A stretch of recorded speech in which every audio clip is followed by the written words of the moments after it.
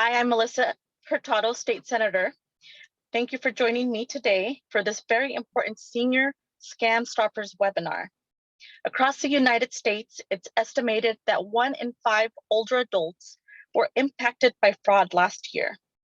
New scams are created constantly, often related to home improvement, insurance, telemarketing, auto repair, real estate, and we're even seeing it related to COVID-19 now.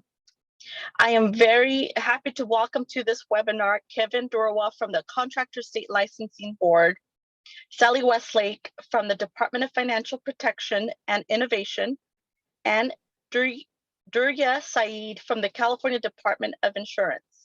Thank you all for joining me today, for providing such vital information to the district.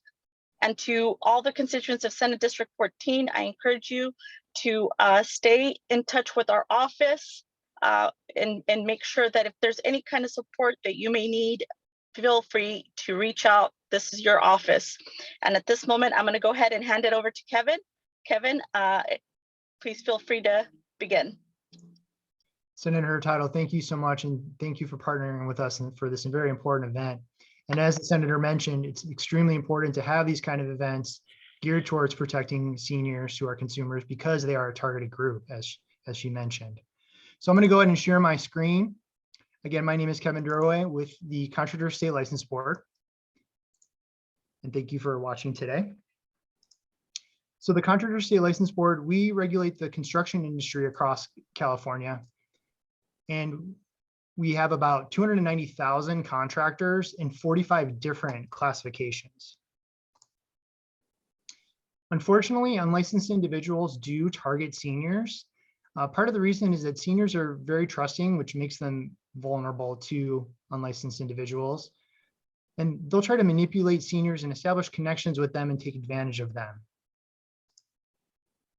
Some of the biggest scams that we see at Contractor State License Board involve unlicensed individuals asking for a very large down payment.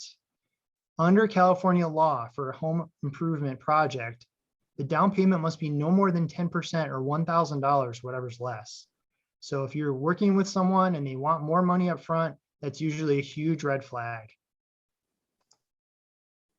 Here's a story that I saw recently in the national headlines that really applies to what we're talking about today.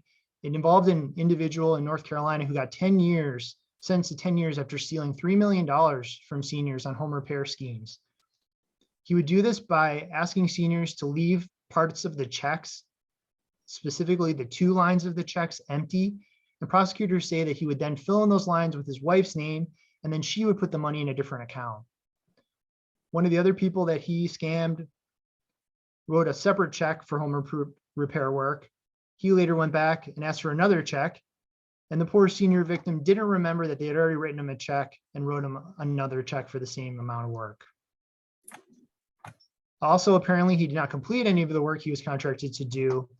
And prosecutors say that this unlicensed individual would form relationships with his victims, often calling them mama or papa for short. Other common scams we see at CSLB involve door-to-door sales and pressure tactics. Stand by, I just started. Scare tactics. That can involve, you get a knock on, you're a senior, you get a knock on your door, and they have a truck full of materials, and they're saying, hey, we were in your neighborhood, we were doing your neighbor's lawn, and we have extra materials, so we can offer you a great deal today. You give us $3,000 right now, and we'll redo your whole lawn for you. And they'll pressure you into making a deal right there. Part of the problem with that is you don't know if this person is licensed. You don't know what the material is on their truck or what kind of qualifications they have. They're likely just going to take your money and leave the job unfinished or not done properly at all. Other common scams we see at CSLB involve verbal agreements.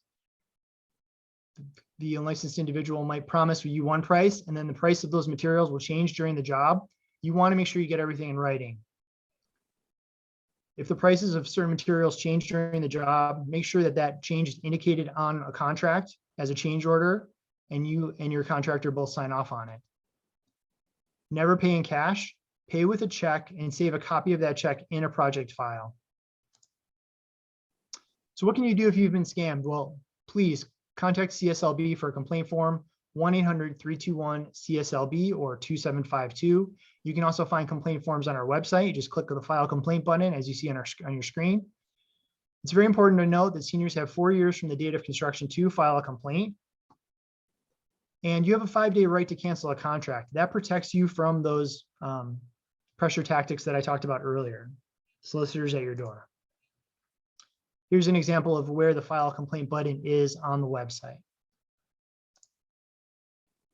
So why should you use a licensed contractor? Well, licensed contractors have passed trade and law exams with CSLB and they've undergone background checks.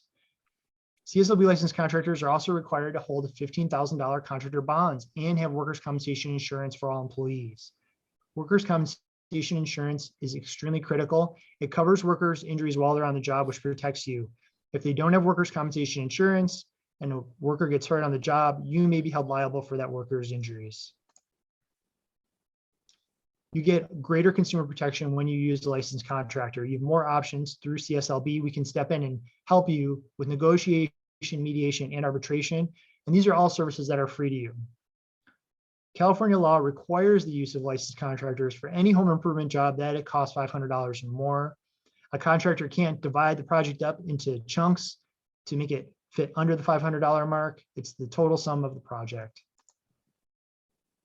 So how do you find a licensed contractor? Ask friends and family if they have recommendations and check that contractor's license number.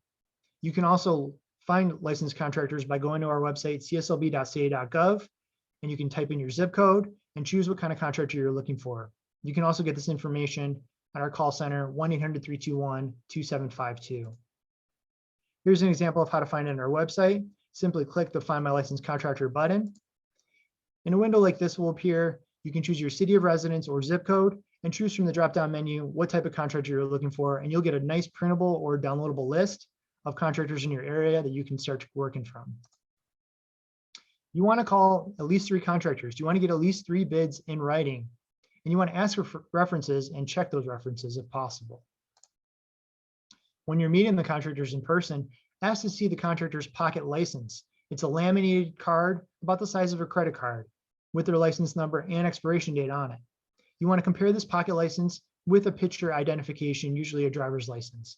That confirms the contractor's identity, and that's important to do because unfortunately, we have unlicensed individuals who steal other licensed contractors' license numbers, so that's also a problem. You always want to get 3 bids, and while you're getting those 3 bids, ask them about employees. If they have employees, remember, they need workers' compensation insurance. Don't ever feel pressured to make a decision. If the contractor is pressuring you, remind them that you're getting at least 3 bids. And you don't need to sign any kind of estimate. It's not a contract. On a written contract, please remember that only a contractor who holds the license or a home improvement salesperson or HIS can negotiate and sign a contract. Those HIS representatives need to be registered with CSLB. Be careful if you're signing any kind of electronic contract that can be edited and altered after you sign. You must be given a written copy of your contract signed by you and the contractor before any kind of work can begin. The contract should also include a progress payment schedule. You never want to pay ahead of the work. You always want the work to equal the amount of payment. So in other words, you should only give them half of the money when half of the job is completed. So that contract should include a progress payment schedule. The contract should also include any kind of subcontractors or material suppliers that the contractor is going to be using so you can make sure that they've been paid. The contract should also include a start and finish date. Again, those dates can change, especially with materials that can be harder to get post-pandemic. Make those changes on the contract with a change order in writing that both you and the contractor should sign. CSLB is encountering more and more solar problems throughout the state of California. We have a solar task force and a solar smart page on our website that you should consider looking at before you get into solar projects. We also have a new solar complaint form to improve our response times. You want to be asking yourself, if you're thinking about solar, is solar right for you? That oftentimes will depend on the length of time you're going to remain in your home, which direction your roof is pointing as well. You want to do the math with solar. Look at the monthly statements. How much will the solar system cost you? How much will it save you on your utility bill? And when will you start to break even and actually save money with the solar system? Please remember, solar is not free. Beware of any kind of financing problems involving PACE, HERO, Chief, or REAL type of loans. They often include high interest rates that can be tied into your property taxes. Always protect yourself. Make sure you have control over your payments. Get everything in writing. And the first page usually of your contract involving a solar system should include a financing estimate and disclosure document, which you really want to take a look at. Read the entire contract carefully, even go over with a family and friend, member of your friend and family. Please remember to always protect yourself when you're hiring licensed contractors. Use the Find My Licensed Contractor tool on cslb.ca.gov. Also, check the license using your instant license check on our website or by calling 1-800-321-CSLB or 2752. Please remember, if you're going to remember anything from today's presentation from me, the down payment for any home improvement project must be no more than 10% or $1,000, whatever's less. And don't let the payments get ahead of the work. Stick to that progress payment schedule on your contract. That's all the time for me today. Remember to contact CSLB 1-800-321-CSLB or 2752. You can also email CSLB social@cslb.ca.gov. I'd like to pass it off now to our next panelist, Ms. Sally Westlake from the Department of Financial Protection and Innovation. Thank you. Well, thank you, Kevin. And thank you, Senator Hurtado and Contractor State License Board for the opportunity to be here today. Again, my name is Sally Westlake, and I'm the Outreach Specialist for the Central Valley and for seniors for the Department of Financial Protection and Innovation, or DFPI for short. Today, I'm going to share with you all about DFPI, who we are, what we do, and how we can help. And more importantly, tell you about some of the financial scams out there now so that you can protect yourself from fraud and not become the next victim. Stop, look, and think. Sound easy enough? This is going to be my mantra. And if you remember anything from my presentation today, remember that lady on Zoom that said stop, look, and think before you click or tap on any link or attachment. Today's objective is to learn how not to become a victim of fraud and scams, because the more you know, the more you're able to protect yourself from financial fraud. I'll be available to answer any questions at the end. So the Department of Financial Protection and Innovation, or DFPI, also formerly the Department of Business Oversight, we protect consumers and foster trust by regulating companies and individuals offering financial products and services. As a state regulator, we license and regulate California banks, credit unions, money transmitters like Venmo, PayPal, Western Union, payday lenders, debt collectors, rent-to-own contracts, credit reporting agencies, and many more. A full list is available on our website, but if they're providing financial products and services to Californians, we likely regulate them. So what's our role? We enforce the laws and regulation to the industries that we regulate. We conduct audits to ensure state and federal compliance, investigate consumer complaints of financial abuse and fraud, and pursue legal actions against those operating illegally or are using unlawful, deceptive, or abusive business practices. We foster innovation by encouraging the development of responsible financial tools that help all Californians thrive. Our goal of the outreach team is to increase awareness, so to protect consumers from predatory businesses that are engaging in deceptive practices to help protect consumers from falling prey to frauds and scams. Let me change my slide here. So how do we promote consumer awareness? First, we provide presentations and trainings in partnership with community-based organizations and legislative offices. Our topics can include a variety of financial topics, including fraud prevention and financial empowerment. Our team's focus is to inform the most vulnerable in our communities, avoid scams, and make choices that set them up for financial success. We want to educate seniors, military, veterans, immigrants, new Americans, students, and homeowners about using financial services wisely and about the department's activities, as well as providing resources. We also provide educational publications. It's available on our website, but we can also send you a hard copy for free if you prefer.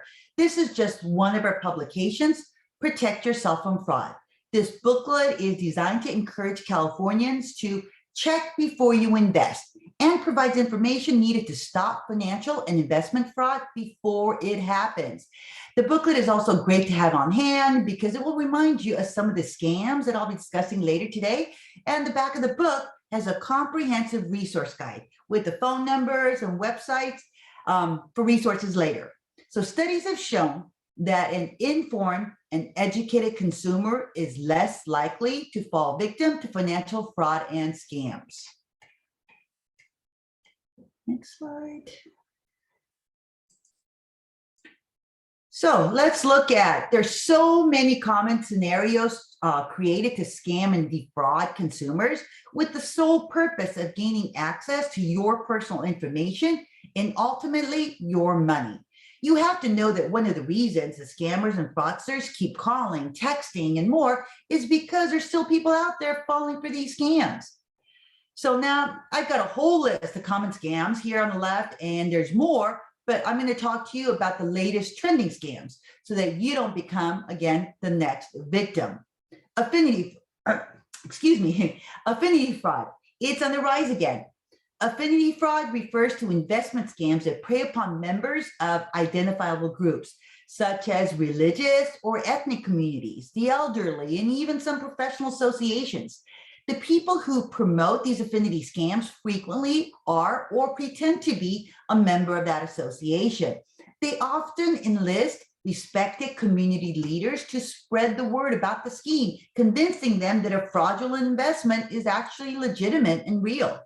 An example, a leader in the Filipino community was duped into promoting an affinity fraud. Filipino communities are very tight-knit, but this leader, quote, endorsed this investment and many members of the community jumped right in. They took out loans, mortgages, and invested because everyone else was doing it within their community. They didn't want to be the only one missing out on this great investment opportunity. What was the scam? They were investing in a new hotel in South America. They were told that by investing in this new hotel, they would be getting not only 10% in dividends from the start and rooms at the hotel every year, but they would also be part owners of the hotel, and they expected they would make well over 50% return on their money within 5 years. Does that sound too good to be true? Yes, it was. So affinity scams usually involve real estate, but doesn't have to. It usually turns into a Ponzi scam from there. The scammer will start paying the investor maybe 10% in the beginning from the new money that people are putting in. But that's to get more people in the group to fall for the scam and continue to invest. But once most members of the group have joined, the dividends stop. There's no more money. Can't get a hold of the investor company, the scam artist, and so on. They're all gone. And then they find out that there's actually no hotel. There's no property, or sometimes it's actually a rundown building with no hopes of ever being built. But the scammer infiltrated this tight-knit community by roping in that one trusted, respected leader. Then everyone else in the community wanted to be in on it. No one wanted to be that only person that missed out. So please, if an investment sounds too good to be true, it probably is. Do the research. Look up the investment company, persons. Are they licensed to do business? Call us to verify. Verify everything before giving someone your hard-earned money. The next scam is advance fee for scams, okay? In an advance fee or advance fee loan scam, scammers promise they'll get you a loan, a credit card, or access to credit. Or they say they'll put you in touch with a lender who can almost certainly get you those things, no matter your credit history. But first, they say you must pay up front.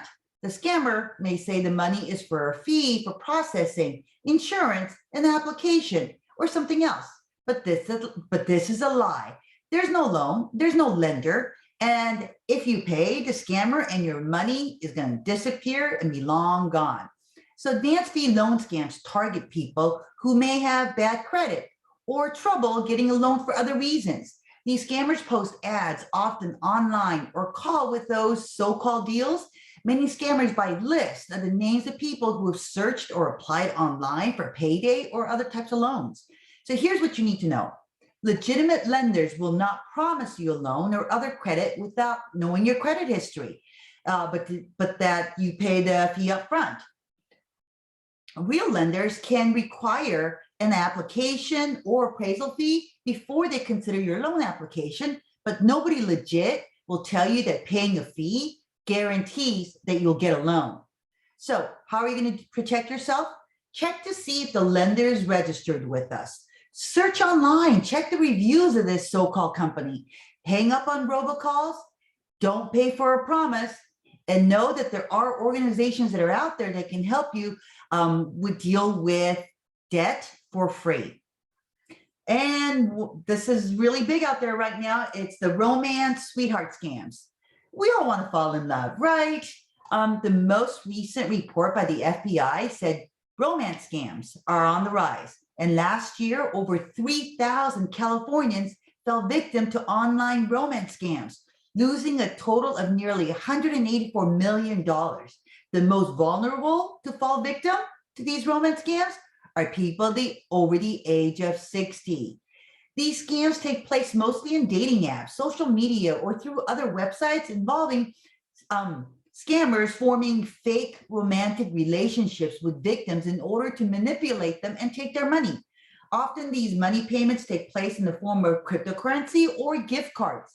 So what are you going to do to protect yourself? Be careful what you post and make public online.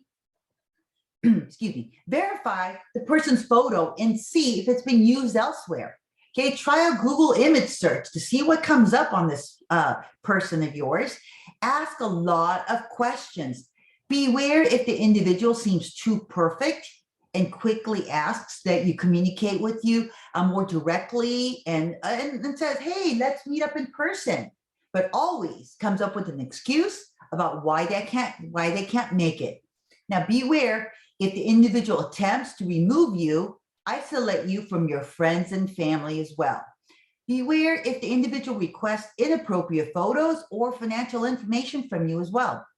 As a general rule, to avoid scams of any kind, never send money to anyone you have only communicated with online or by phone.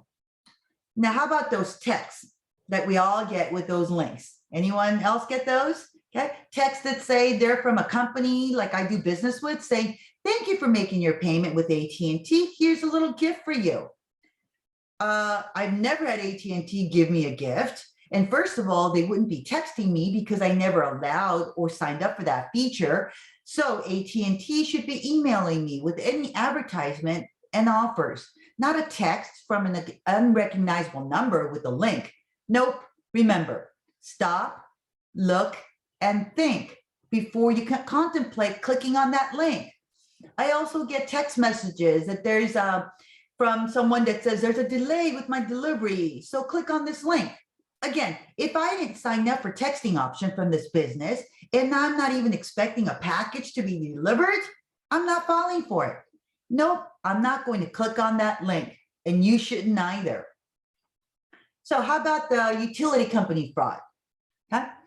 This usually involves a phone call, someone from the gas company, or they say, or Southern California Edison, PG&E calls and says, hello, Mrs. Garcia, this is a courtesy call that your electricity payment is delinquent, and if a payment is not made today before 5 p.m., your electricity will be cut off, and there's going to be a $100 reconnection fee. It all sounds real formal and legit, but then you got to think, are you late on your payment? And they're happy to take your payment over the phone. Do you really know who's calling you at the other end? Okay, or they're going to ask you to go purchase gift cards. Okay, that should be a red flag right there. And call them back at their number when you have the gift cards on hand, or Western Union them the money.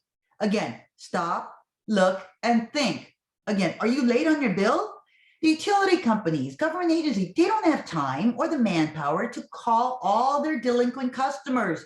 They will mail you a letter that on the envelope on the outside says late notice, but they will not be calling you to take your payment over the phone. So if anyone calls and asks you to send them money via Western Union or by gift cards and give them the number on the back of the cards, again, it's a scam.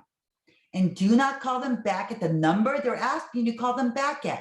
Instead, you're going to go to the source. Okay, you're going to look up the company's phone number on the internet. Make sure it's a legitimate site, or better yet, if it's your bank or you have a statement from PG&E, look up the customer service phone number. Make sure you know who you're calling, who is going to be at the other end of that phone call. Even if they, the number in the caller ID says Edison or even Social Security Administration, and they leave you a callback number, stop. Go to the source, okay? Make sure that you call back the correct number from an official website.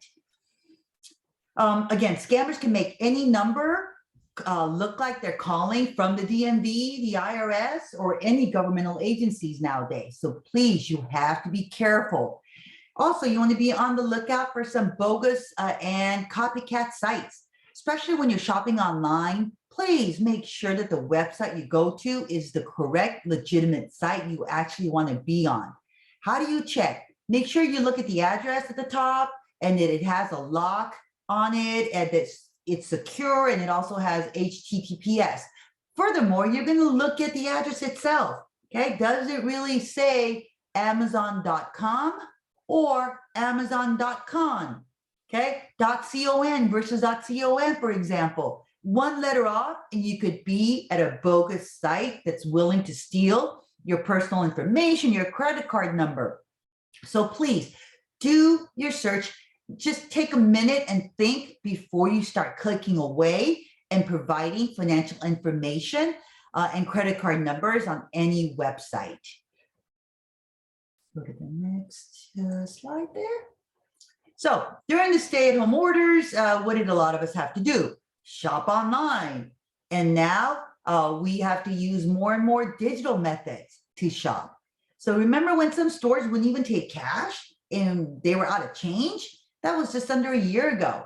So let's take a look at some cyber safety things that we can do. What are we going to do to protect ourselves from becoming the next victim? Financial institutions that we regulate spend millions of dollars on cybersecurity, and they have one of the most secured networks, and still companies get hacked. So knowing this, we have to do our own share to protect our accounts and our money. First, safeguard your PIN number. Do not use the same PIN number for all your accounts or apps. Let's talk about your cell phone. If you lost your cell phone today, what are they going to be able to steal from you? Do you have a Venmo app, Zelle app, your mobile banking app on there, credit card number stored on the phone, or a wallet like Apple Pay, Google Pay, and etc.? So if you happen to have one PIN number for all those apps, they could so easily access and steal your money within minutes. Now, if you lose your phone, the first thing you're going to want to do is you're going to want to remotely reset your phone to factory settings immediately so that it can erase and remove your financial information and apps from the phone. If you don't know how to do that by yourself through the computer, through the internet, make sure you contact your cell phone carrier so that they can help you do this. If you use a debit card when shopping in person, use the credit card option. Bypass that PIN number entry by hitting the green or enter button and let the charge go through as credit and not debit. The reason being, if there's a skimmer built onto that keypad, okay, that the scammers, that the thieves have put on, it's just one more extra layer of protection for you. Because if they get your PIN number along with your debit card number, they can access your account within minutes, again, within hours, and your bank account will be completely drained out. Okay. Looking at your secure networks, always check to make sure the address at the top has an S after the HTTP, which indicates it's a secured site. Okay, and that lock that you see is closed. Also, if you have to use free Wi-Fi like at Starbucks, okay, we've all had to do it once or twice. Make sure to come off the Wi-Fi and close all your browsers. And do not do any banking or shopping when you have to enter some financial information while you're on this free Wi-Fi. If you absolutely have to, make sure to log off, sign off, and not just X out in the corner of that website. If you leave, because just Xing it out and not actually signing off is going to leave that web browser history still open. And again, your financial information can be stolen that way. How about two-step verification or multi-factor authentication, it's called? After I enter my password, I have to wait for a text with a code sent to my email or a phone before I can log in, actually. I know it's another step and it can be, kind of cumbersome at times, but again, it's for our safety. If you had the option, and most financial institutions do, they offer you this option to sign up for the two-step verification or multi-factor authentication. Please do so. Again, it's just another layer of protection to help protect you and your account from thieves. And change your passwords often. Pick a day of the month, maybe the 15th of every month, and you change all your passwords, but not with the same one. Do not use the same password for all your accounts. You're just making it too easy for the thief, okay? The best password you want to consider using could be a sentence or a paraphrase, okay? Like, I went to the Senior Scam Stopper webinar today. Then you're going to use the letters capital I, W, T, T, S, S, S, W, T. Add some numbers and a sign that you're going to be able to remember, okay? But if you're like me and you've got lots of accounts, I also do have to write down my user ID and password on a piece of paper that I keep at home, safely tucked away, okay? You might want to consider that. Now, so much information is out there on social media nowadays, okay? Please think before you post. Do your friends, okay, and I say in quotation, friends really need to know that you're going to Hawaii on the 3rd and you'll be back on the 21st, telling the world no one's going to be home? It's an open invitation to thieves. Do you know that everyone following you on Facebook are really your friends? I heard about a senior that posted on social media that, just an innocent post that says, oh, her front door lock was broken and she was at home but waiting for a locksmith to come and fix it, but it was going to take hours. Sure enough, a thief saw this on her friend's site on Facebook and broke into her house while she was at home and robbed her. Thank goodness she wasn't hurt. But again, do you really need to post pertinent information like that, okay, on social media? So here are some tips to help not become the next victim. When it comes to the telephone, don't answer the phone from an unknown caller. Let them leave a message. And if it happens to be from a real friend or family, you can always call them back. They'll understand. And if you do happen to get on the phone with an unsolicited salesperson, hang up. And I know some of you are just too nice and have a hard time doing this, but it's okay to say no thanks and hang up the phone. Okay. See, the reason they keep calling and calling is because they know some of you will stay on the phone with them. They know some of you will answer. And once they get you on the phone, okay, it's just a matter of time before they start to get real nice and they feel like they're building that trust. And then you start to give them information, personal information that they can use to steal your money. So please hang up that phone. And red flag, if someone tells you to purchase gift cards, scratch the numbers on the back, okay? That right there is a scam, okay? Just hang up. Remember, Bank of America, DMV, IRS, Social Security calls and says that they have a problem with your account, and please call us as soon as possible. What are you going to do? Go to the source. Look at the number on your Bank of America statement. Why is the DMV calling you? Did you ask them to call you? Because remember, IRS, DMV, Social Security Administration, these government agencies aren't going to be calling you unless, especially if you ask them to call you, and even then, it's hard to get them to call you back. So again, if you never initiated the contact, be very, very wary of any government agencies that leaves you a message with an urgent call to respond, okay? And again, go to the source. When it comes to mail, please shred any unwanted mail with your name and identifying information. Don't drop off your mail in that blue box after the last pickup. Okay, drop it off earlier in the day or the next day if you missed the last pickup, because there's still thieves out there taking mail and stealing it out of those mailboxes. And retrieve all your packages. Okay, once it's delivered, just pick it up from the door. Make sure you do it as soon as possible, eliminating the opportunity for thieves to steal it from you. Check writers, if you write checks, consider purchasing an anti-fraud pen to prevent check washing.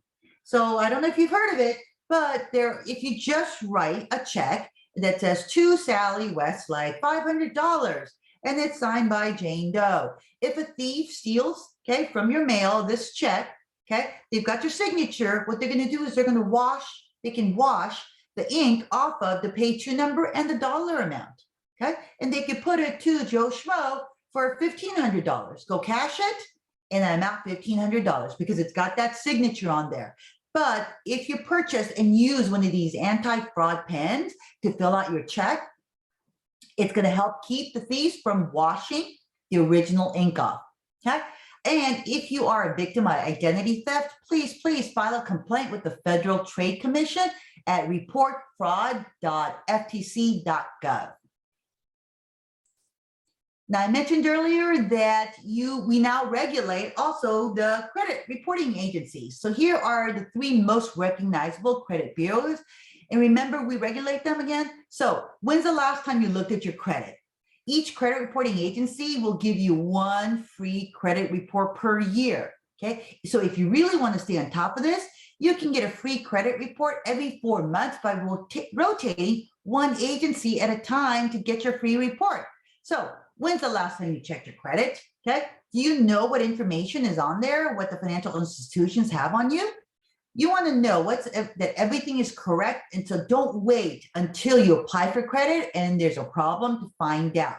So you can get a free credit report by going to www.annualcreditreport.com. Now, if you're done applying for credit, consider freezing your credit. Okay, you're going to need to contact each credit reporting agency by calling them, and I have the phone numbers here. So if you need to, please take a picture of this slide so you have the phone numbers with you, or by going online to their website, okay, to go ahead and freeze your credit. Again, if you're done applying for credit, go ahead and freeze it, and then you can reopen it and unfreeze it anytime in the future, where if you need to apply for credit again. But doing this is going to help, again, another layer of protection to protect yourself from fraud and especially identity theft. So I've given you a lot of information today, but here's the bottom line. Trust your instinct. If it seems to be too good to be true, it probably is. Never give out your personal information unless you initiated the contact, and always go to the source yourself.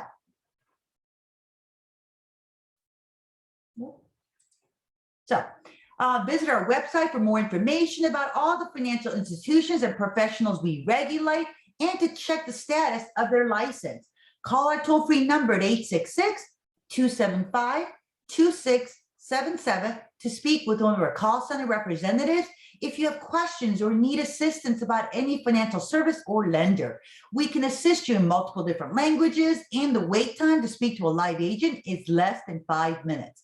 And we never ask for anyone's immigration status. You all out there are vital to the department, as you are our eyes and ears. So if you know of someone breaking the law, let us know. You can file a complaint anonymously, online, or by calling us. Don't be afraid to contact us, because again, we're here for you. And for updates and information, subscribe to our monthly newsletter. We provide consumer alerts on frauds and scams and can help consumers stay in the loop with us. Follow us on Facebook, Twitter, and LinkedIn. And also coming up from DFPI is our next webinar called Get Help with Your Student Loans on March 29th. If you have family members that have student loans and have questions, please have them join our webinar. Again, you can get more information by visiting our website at www.dfpi.ca.gov. So I'm going to be wrapping it up here. But again, stop, look, and think before you click or tap. Daria, all yours. Thank you, Sally. My colleague Lisa Strange will be doing the slides, for you. So my name is Duria Sayed, and I'm part of the Northern California outreach team with the California Department of Insurance. Thank you for the opportunity. To be here today. I'll start with the brief overview of the Department of Insurance, discuss some common insurance scam, and then close with resources available to you from the department. California Department of Insurance, also known as CDI, is a state agency, and we regulate the insurance marketplace. We regulate all lines of insurance, homeowners, auto, life, health, to name a few. We also regulate the insurance companies, agents, and brokers that sell insurance. All of CDI functions, including overseeing insurers, solvency, licensing agents and brokers, conducting market conduct reviews, resolving consumer complaints, and investigating and prosecuting insurance fraud, are to protect consumers. As a consumer, if you ever have a problem with your insurance company, agent, or broker, call us for help. Next slide.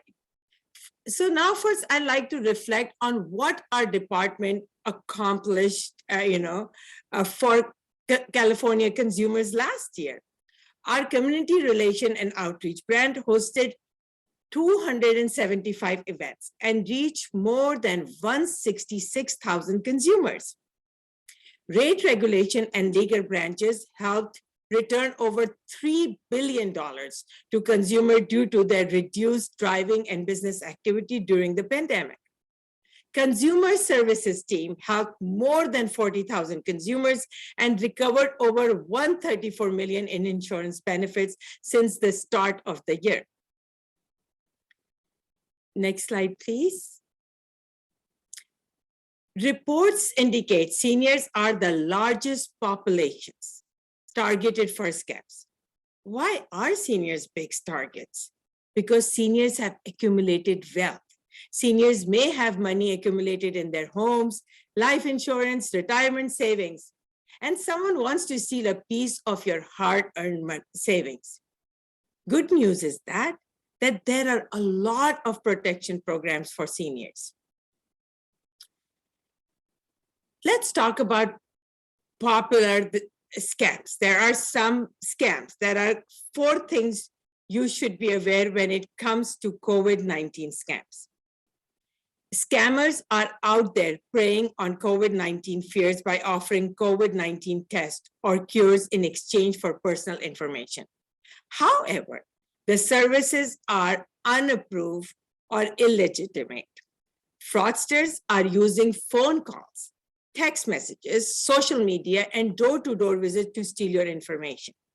Scammers use the personal information they collect fraudulently to fraudulently bill federal healthcare programs or commit medical identity theft.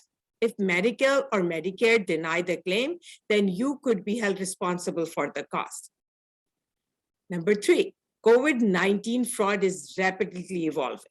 Be cautious of unsolicited requests for personal information, especially Medicare and Medicaid account numbers. Be suspicious of unexpected phone calls, texts, or visitors offering COVID-19 tests or supplies. Do not, and I say again, do not open emails from unknown individuals with hyperlinks, text about COVID-19. Ignore offers or ads for testing or treatment on social media.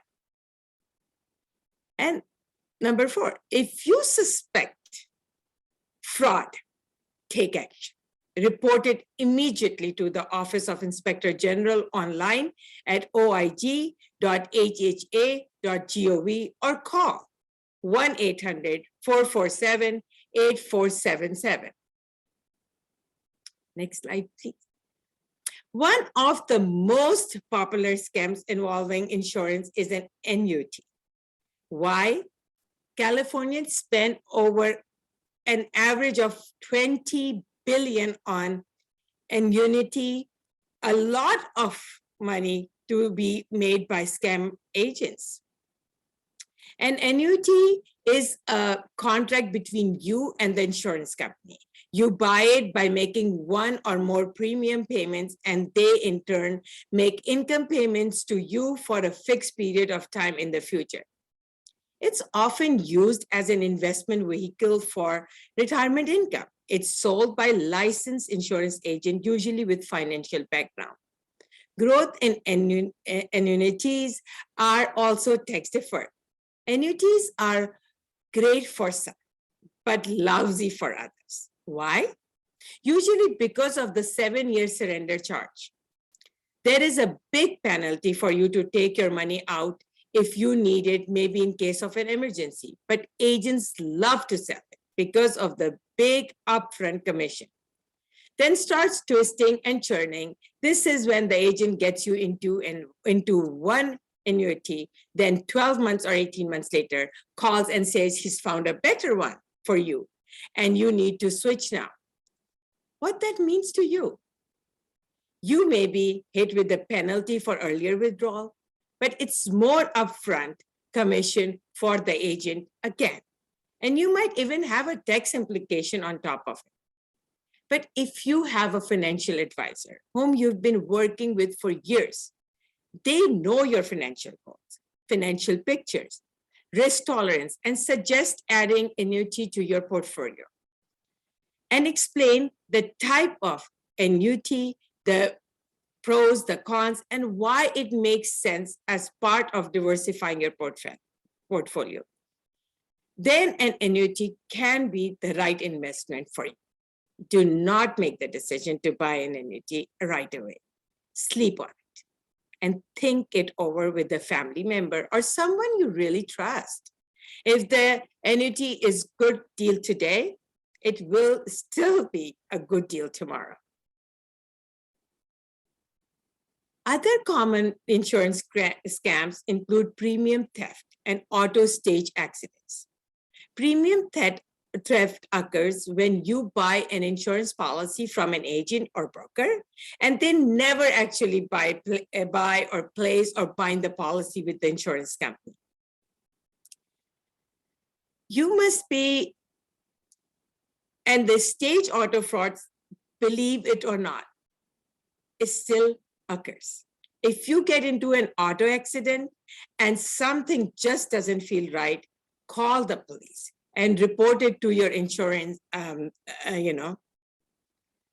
If your gut tells you something isn't right, like Sally says before, it's not right. Take a deep breath. Don't feel rushed. And make any decisions at the exit, and don't make any decisions at the accident site. Do not admit fault. Do not tell anyone about your insurance policy or the coverage limits. You do have to exchange your insurance carrier information, but nothing more. Call the police. Call your insurance company. So what are some scam warning signs? Now we all know the saying. If it sounds too good to be true, it probably is. And I'm going to echo Sally here. The agents offer free seminars in sites like assisted living centers, retirement community, or places of worship, or nice restaurants for a free meal. I received one last week with a picture of a big steak dinner. The agent offers to create or update a living trust in order to see your financial information. They're trying to find new clients that can potentially be worth a lot more money to them than the free living trust they are offering. They want your financial information, and it is up to you to guard it. Remember, there is no senior retirement living trust specialist. This is their own designation. This is exactly, seniors have more rights when it comes to insurance, and it's called Senior Insurance Bill of Rights, SIBOR. And the full list can be found on our website. And one senior right is that you may review a policy of life, annuity, long-term care, or Medicare supplement for 30 days after you receive the policy in order to decide whether you wish to keep the policy. If you decide you do not want the policy, you can return it for full refund, except for some variable annuities. What can you do to avoid becoming a victim of insurance fraud? Step one is check the status of the insurance company and agent on our website and make sure they are in good standing. You should always answer all questions thoroughly and truthfully. False statements or omission can cancel the policy. Do not leave any blank spaces on an application. Dishonest agents can fill in blanks without your approval. Get everything in writing and compare policies. Don't pay with cash. Make checks payable to the insurance company or agency's business name and not in the agent's name. Don't buy coverage you can't afford and only the coverage that you need. Avoid being over or underinsured. Most important, very important, ask questions. What does the policy cover? What is not covered and excluded? What is the cost and how often? If I cancel, are there any surrender charges? Is it suitable for me and my situation plans? Never feel pressured or intimidated. Consider having a trusted person with you. Agents know they should never use high-pressure sales tactics and never sign anything you don't understand.